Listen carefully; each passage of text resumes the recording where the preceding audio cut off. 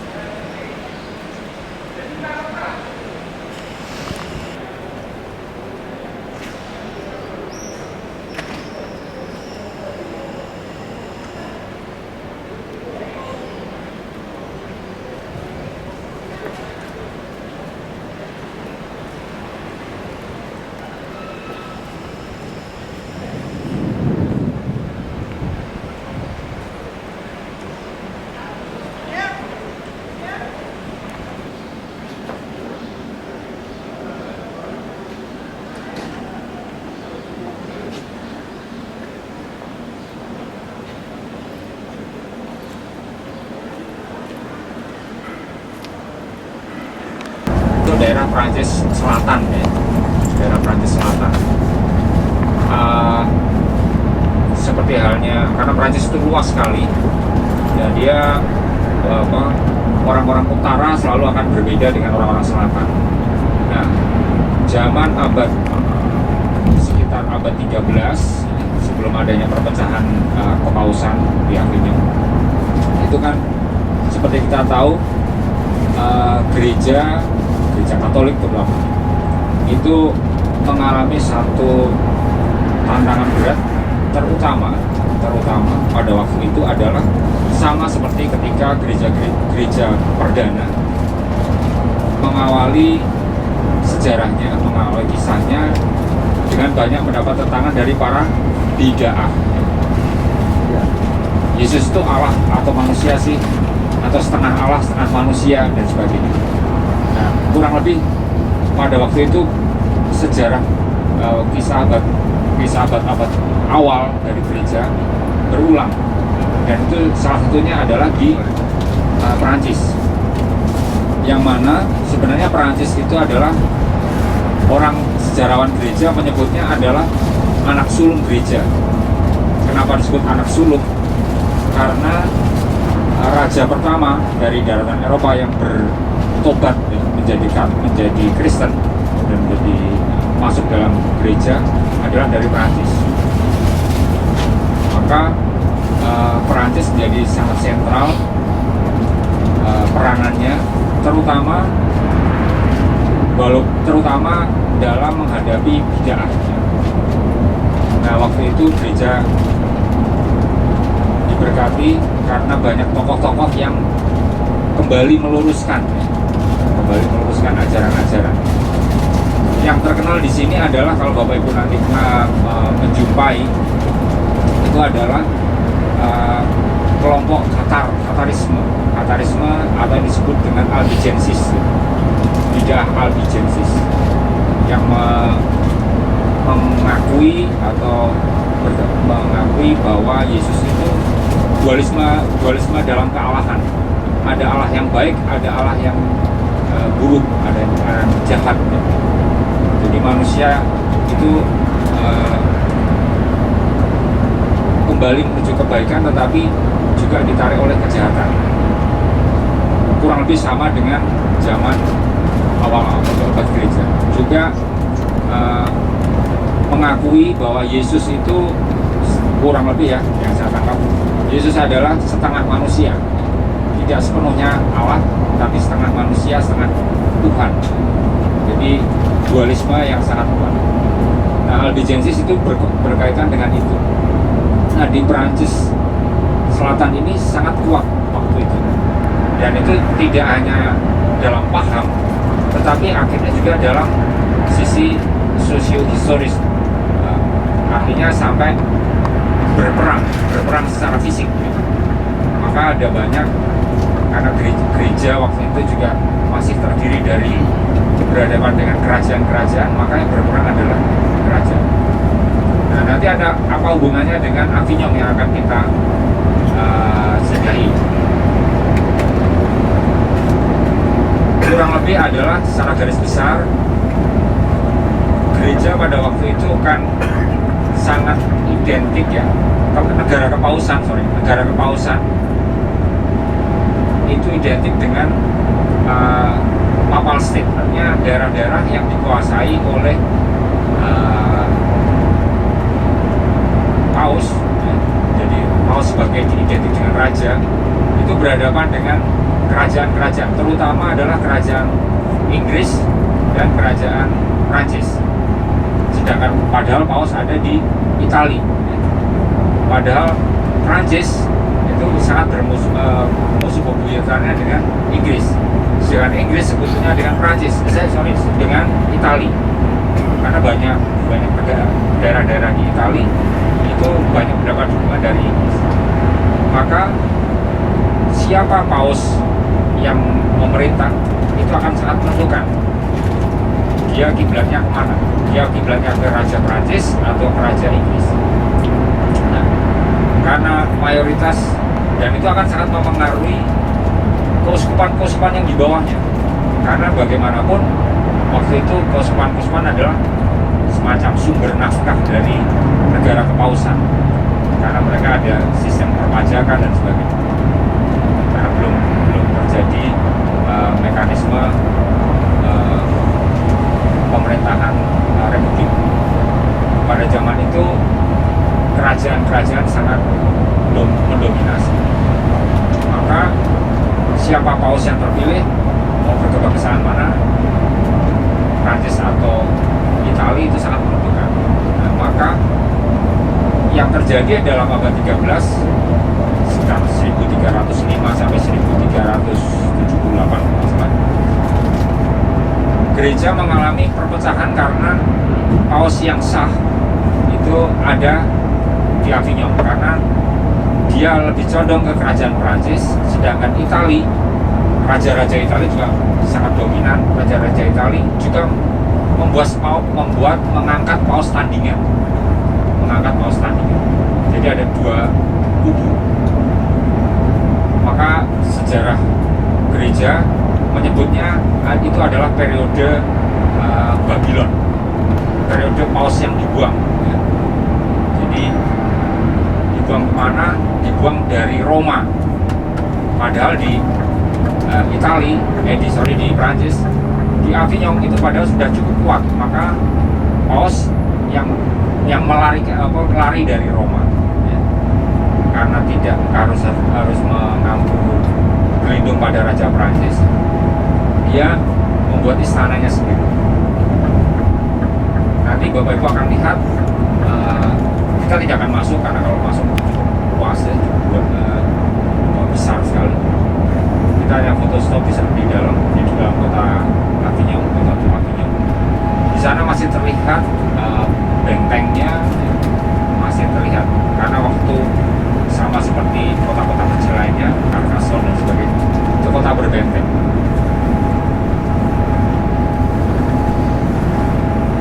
Kurang lebih sekitar 7 atau 8 paus, 8 paus selama periode itu, selama sekitar hampir 100 tahun, 80. Gereja mengalami perpecahan itu sampai pada akhirnya ada tokoh yang terkenal yang mengajak paus kembali ke Roma, karena Roma menjadi sangat identik dengan takhta Santo Petrus. Yaitu yang terkenal adalah Santa Catarina Siena yang mengajak paus untuk kembali ke Roma. Meski belum selesai perpecahan itu, ketika paus kemudian yang diakui hanya satu, tapi kemudian beberapa saat kemudian gereja masih mengalami goncangan karena adanya perpecahan skisma barat, hanya mungkin sekitar 30 tahun. Nah, dari sejarah itu banyak sekali tokoh-tokoh yang terkenal. Salah satunya yang terkenal dalam bidang dalam memerangi bid'ah adalah Santo Thomas Aquinas, di mana fondasi teologi Barat, teologi Katolik menjadi punya landasan yang kuat zaman Santo Thomas Aquinas. Makam Santo Thomas Aquinas ada di sekitar sini, di Tulus kalau nggak salah. Iya, di Tulus. Kita sudah lewati. Dan gereja Jacobi. Ada beberapa tempat juga jejak Santo Thomas Aquinas di Paju. Di sini ada Paju. Sebelum Jacobi, di utamanya adalah di Perancis Selatan.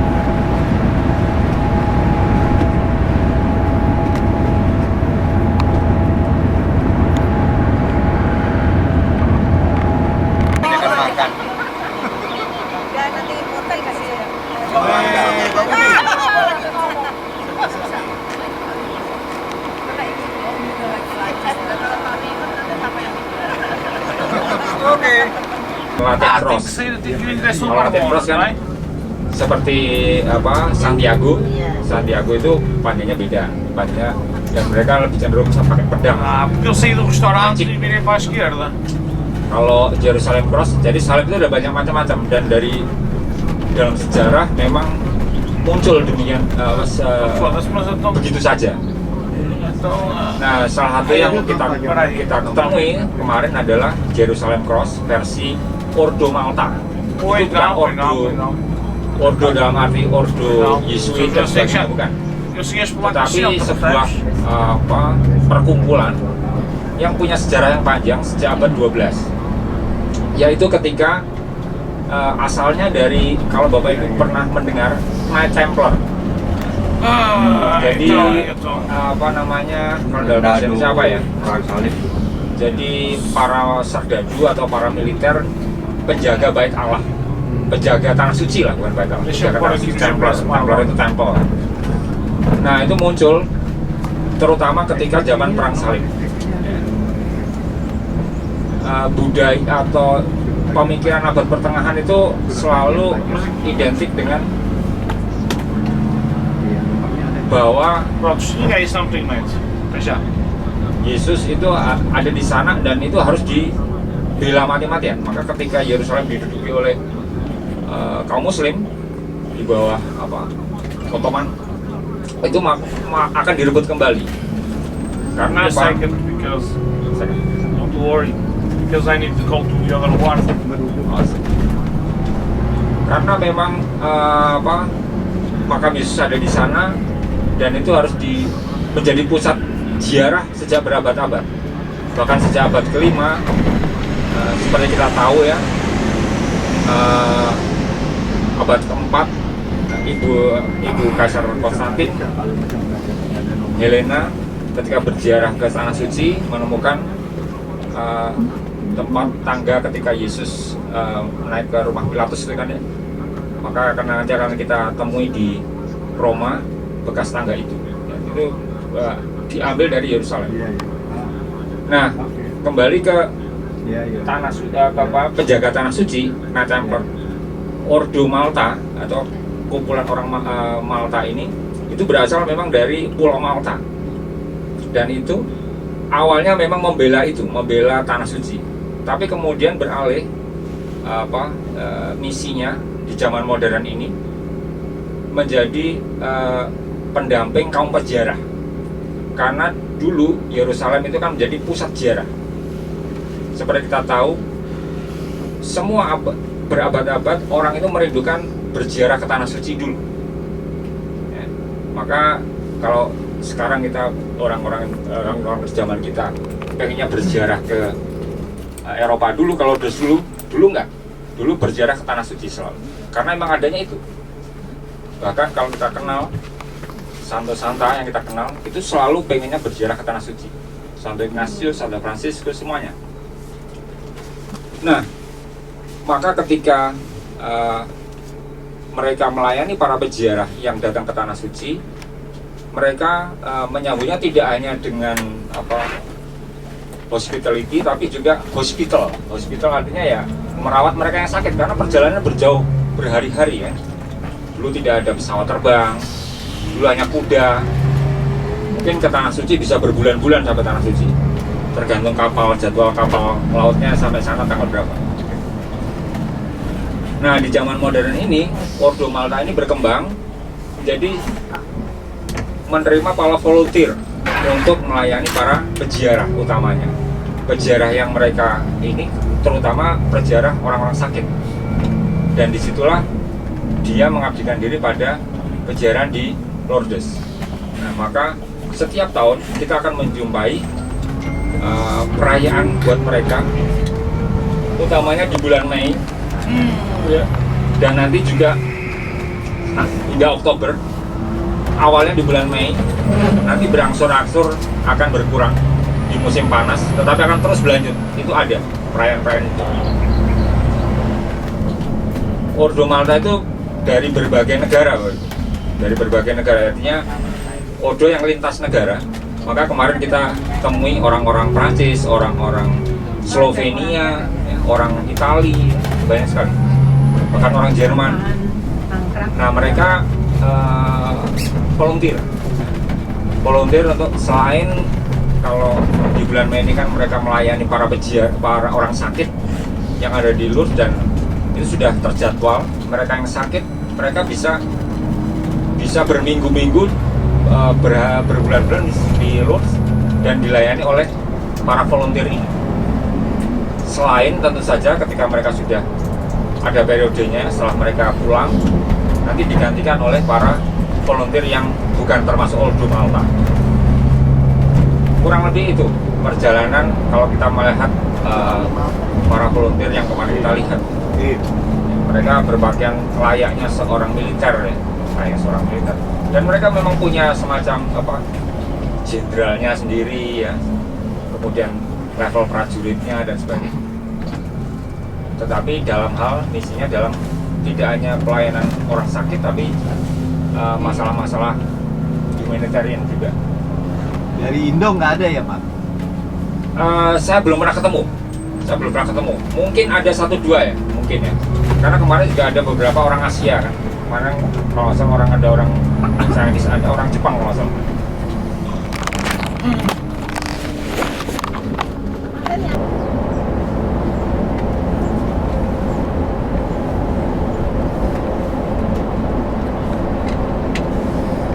Turn this turn.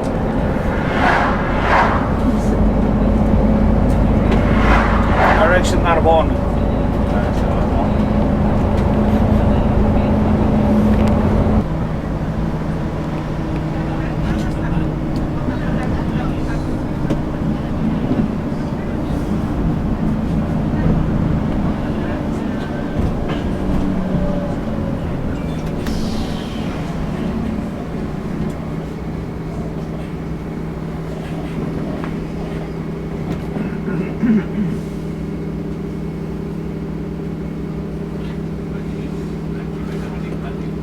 Ini kota apa ini Pak Andre?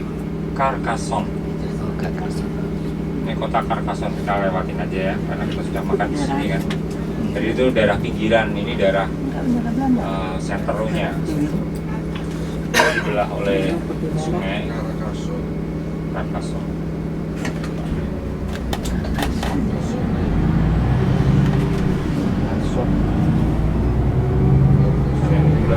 Sama seperti nanti Avignon juga sama. Seperti nama restoran tadi ya? Ya, Royal Carcassonne. Iya. Royal Carcassonne. Ya, kalau di sana mungkin di Jakarta ya kayak Bandar Jakarta lah ya. Oh. Kalau di sini Royal Carcassonne. Kayaknya pemiliknya orang Chinese ya? Iya, pasti Ibu. Itu lukisannya Chinese, tembok Cina. Ya, ini hari Minggu jadi sepi ya Bapak Ibu. Tidak terlalu ramai. Biasa memang hari Minggu pada tutup kegiatan bisnis. Supermarket juga mungkin beberapa, tidak terlalu banyak buka.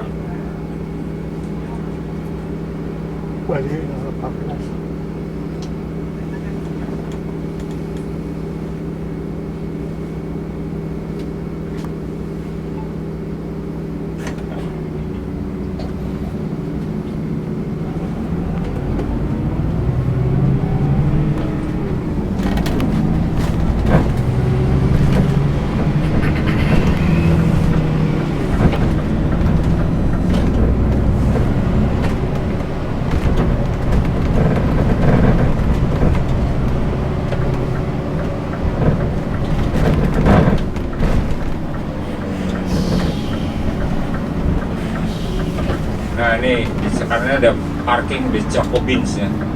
Jacobins ini juga sebenarnya bahasa sini dari Santo Yakobus, dari Jalan Yakobus, Jalan Saint James. Di situ di Toulouse itu juga ada yang namanya Jalan Yakobus. Ini kota sebelah kiri Bapak Ibu ya. Ini dalam benteng. Kota tuanya seperti ini, yang sebelah kanan kiri tadi. Sepanjang jalan ini udah kota sebelah kanan udah kota baru ya.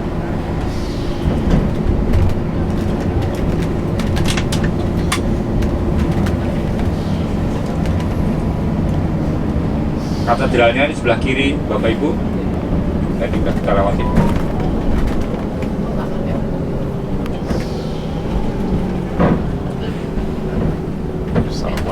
Nah ini sebelah kiri kalau lihat masih ada benteng, sisa-sisa bentengnya.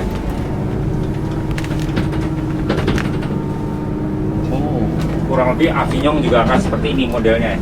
Avignon.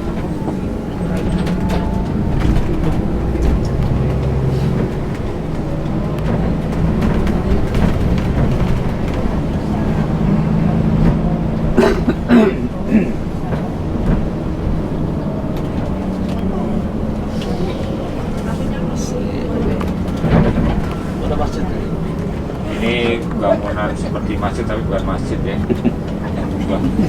Ini sisa-sisa bentengnya sebelah kiri masih. Iya, ada kubahnya ya. Mirip.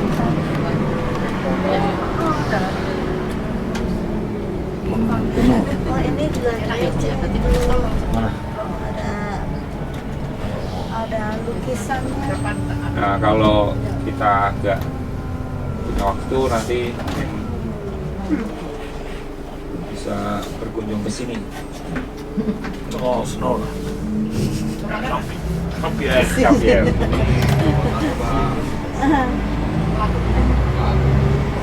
Jean-Pierre Papa. Taman sebelah kiri, kita tinggal putar aja. Wow, enak di taman. Tidak terlalu kelihatan karena hari Minggu jadi kayak kota mati ya hari Minggu ya. Iya, tutup semua. Pada tutup soalnya. Sepi ya.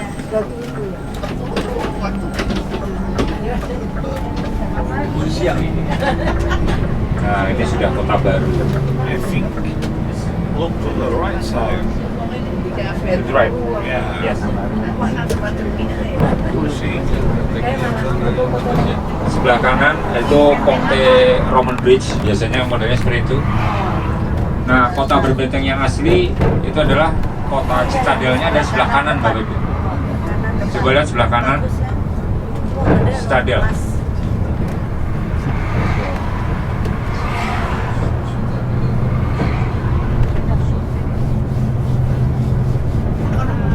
It's only 1 minute to stop and see.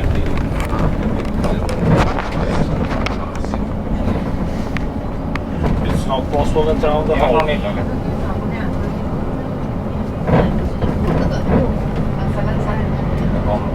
Comptoir City. Nah ini Dari sini, sebelah wah kanan keren. kelihatan. Iya, bagus.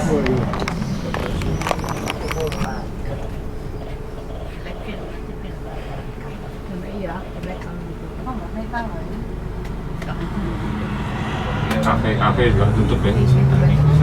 Kafenya tutup, Bu.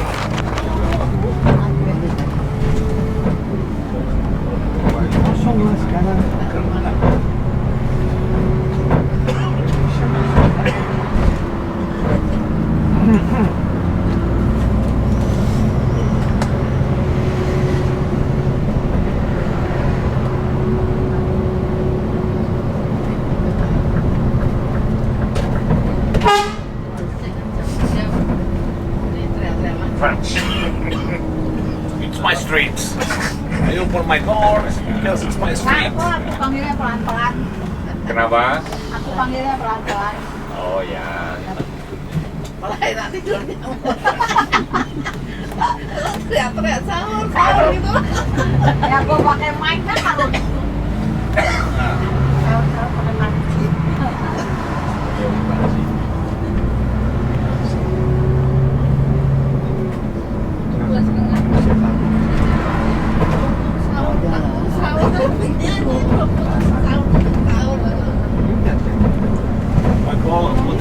only make this because it's not allowed. Yeah, not allowed. Not allowed.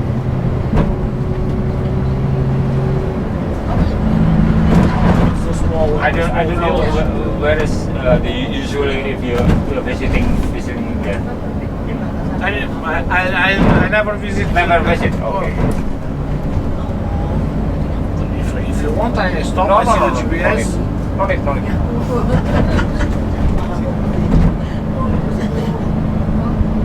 It's nearby. It's from here.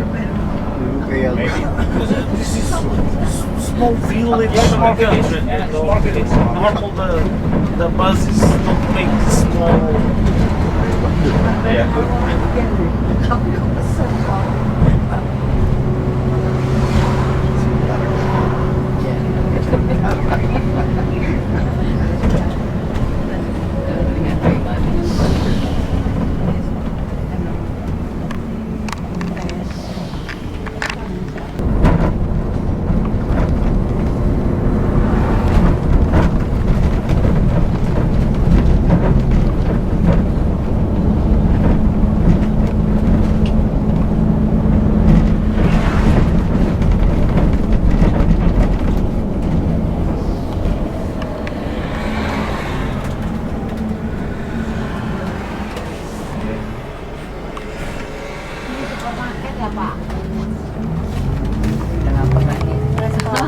Oke, kita sekarang akan menuju Avignon.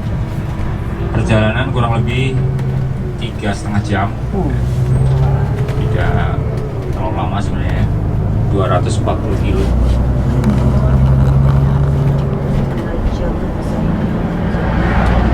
Saya harap sekitar jam 5 kita tiba. Sekarang Bu Murni mau bernyanyi atau gimana? Mau tidur. Mau tidur? Ada yang mau nih Pak. Kekenyangan udang ya? Sama grill ya? Padahal nggak ada yang boleh tidur. Tidur kayak gitu ya. Udah marah dia. Tanaman anggurnya yang tidak merayap punya. Tidak Ini masih merambat. baru baru mulai ini ya? Oh, baru mulai. Jadi belum merambat. Ya, belum merata. Masih kecil, masih bisa ditanam ya. Gajah enak. Bagus. Ngerti nggak? Ini ke arah Barcelona. Biasanya kalau dari Lourdes mau ke Barcelona tanpa melewati Andorra, melewati sini. Karena jalannya tol, panjang tapi lebih nyaman.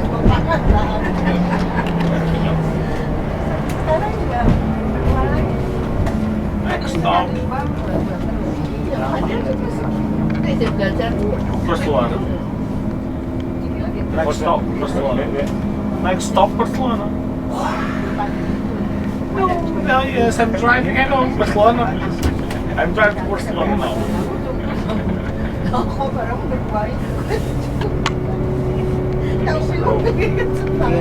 you missed Rome.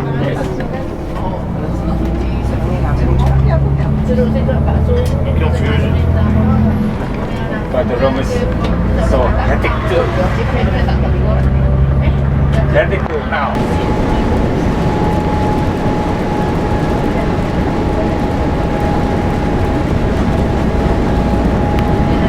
Jadi ada sebuah legenda, ada kita bisa melihat nanti akan saya tunjukkan yang namanya jembatan Santo Benezet. Benezet itu bahasa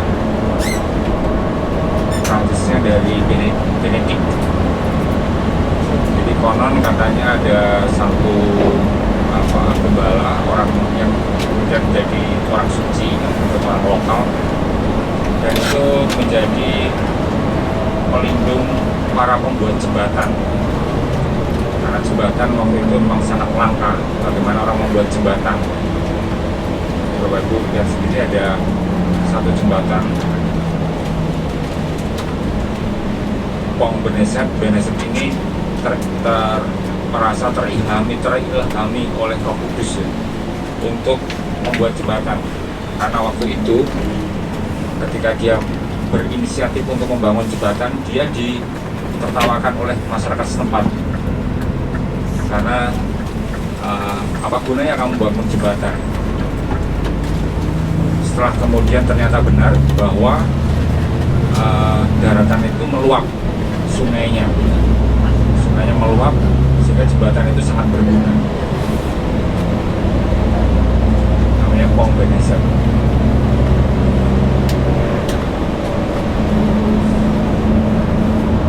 Ada banyak kesempatan untuk, kalau ada banyak toko yang dibuka ya, karena ini hari Minggu, Bapak Ibu bisa kasih waktu untuk berbelanja. Untuk saya berikan meeting point di restoran untuk makan malam. Sebelum kita ke hotel, makan malam kurang lebih 6:30, jadi masih cukup waktu mengelilingi kota tua, kota berbenteng. Di sini penghasil utama adalah anggur. Kalau Bapak Ibu lihat kiri kanan, anggurnya sangat terkenal. Waktu itu saya membawa salah satu rombongan chef. Dia ada satu biara di sini yang kehidupannya dari anggur, namanya Manesi, dan nama daerahnya Manesi. Banyak kebun anggur.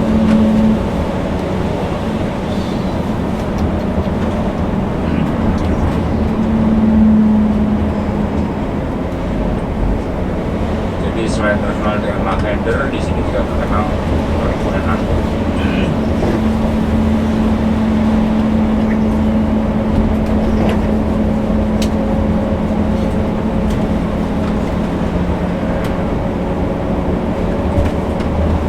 Avignon dewasa ini menjadi semacam pusat kebudayaan.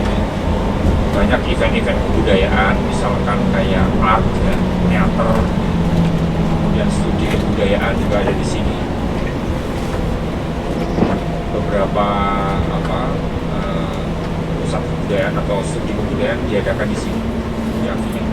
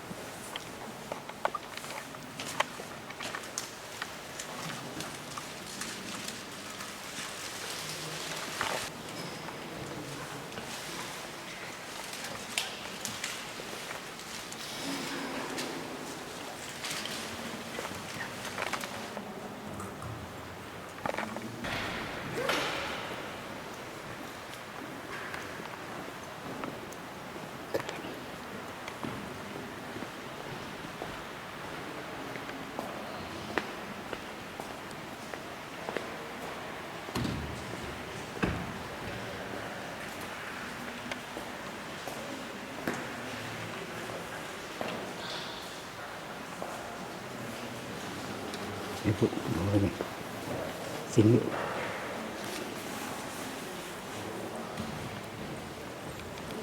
Kasih Pak.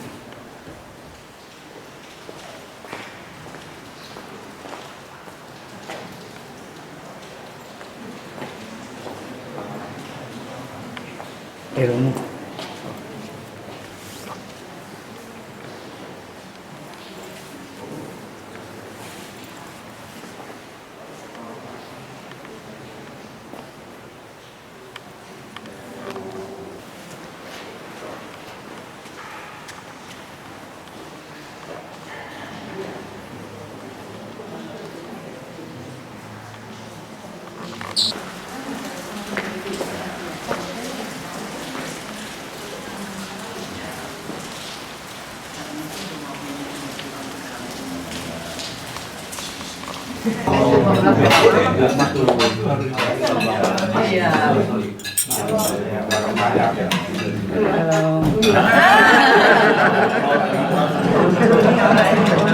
Thank you.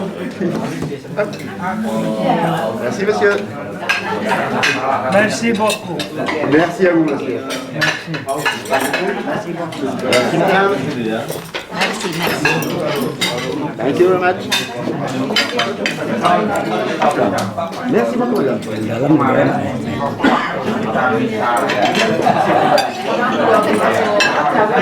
Merci. You are finished? Okay.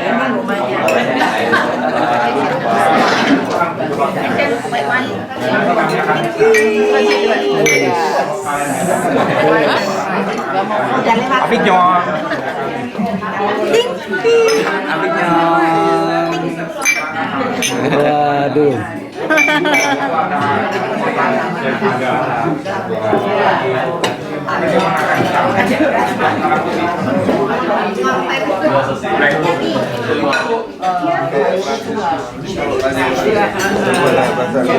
Kami merasa kebanggaan besar. Yesus itu menjadi uskup, menjadi paus itu bukan kebanggaan, kehilangan saudara. Nggak sebagus ya. Sebagus hidroponik. Ya semacam bos tersebut saking taatnya pada paus itu ada yang ganggu macam-macam dari luar. Baju pertama ya Karena waktu itu kan Kita pakai ini.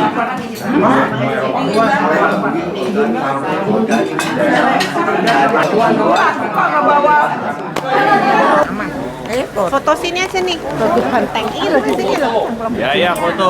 View-nya belakang. Foto berhubung pasti belum ada foto yang main. Oh, Kak Hujan.